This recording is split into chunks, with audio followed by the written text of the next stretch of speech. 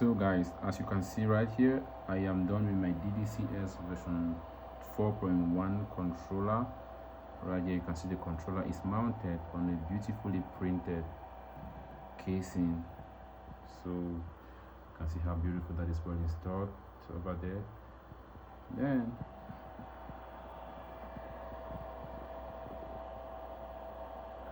I'm going to post a video of how I constructed this controller on my YouTube channel very soon. So you can see right there, this is beautiful.